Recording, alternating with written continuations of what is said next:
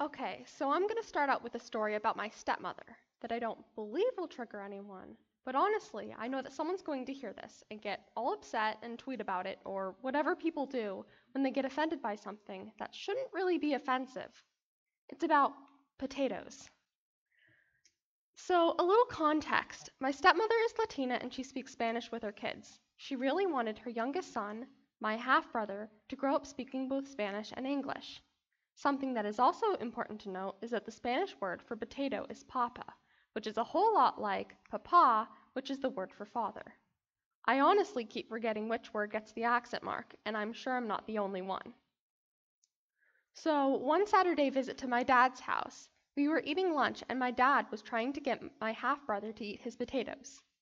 Now, you may have figured out where this is going by now, but in case you haven't, let's continue. So my half-brother calls my dad Papa, and he's also learning the Spanish word for potatoes. Well, as my dad was trying to convince my half-brother to eat his potatoes, he was saying something along the lines of, "Eat your papas, come on, you like papas."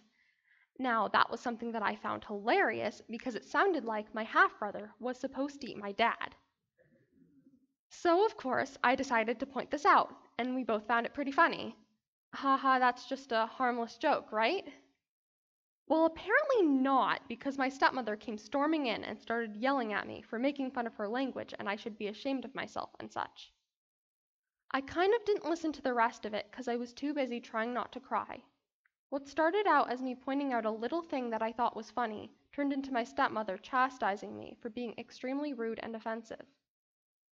Now, I just can't really understand why that comment would warrant such a hurtful response, and I've told this story to multiple Spanish speakers, and they all thought that it was ridiculous. It's absurd that a child would be criticized for something they did that wasn't even what she said it was. But maybe I'm wrong. Anyone out there want to start a movement about this? Or a hashtag, like hashtag potato respect, or a hashtag don't eat your dad? Go ahead, I'll wait.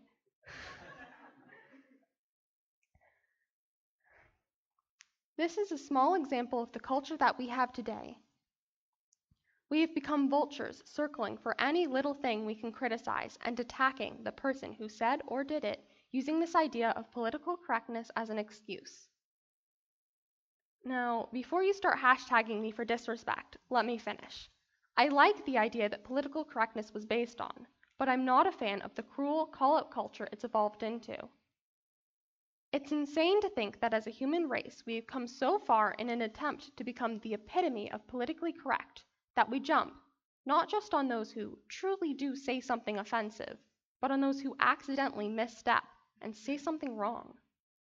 In both cases, whether someone is purposely or accidentally offensive, couldn't we simply respond with comments that seek to educate them and perhaps help them to reflect? Political correctness has become the opposite of what it set out to be.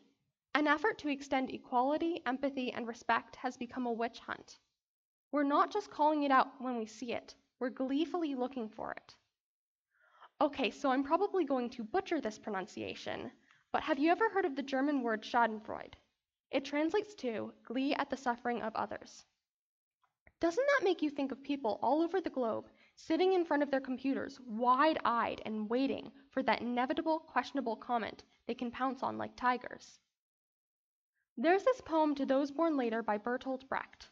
I hadn't read it until I started writing this talk, but it's about the way the best, most politically correct intentions can become hateful when articulated hatefully. Brecht writes, "And yet we realized, hatred, even of meanness, contorts the features. Anger, even against injustice, makes the voice hoarse. Oh, we who wanted to prepare the ground for friendship could not ourselves be friendly." Today's TEDx event is about exolutherostomizing, calling out what needs to be called out when it's wrong, even if others tell you to be quiet. But what I'm here to tell you is that people learn best when guided, not attacked. Speaking to others with respect and attempting to educate should be our natural instinct. I'm asking you to keep kindness and empathy at the front of your mind, at work, at school, at home, with your family, and with your friends. Be the example of the person political correctness was meant to be, not what it is. Thank you.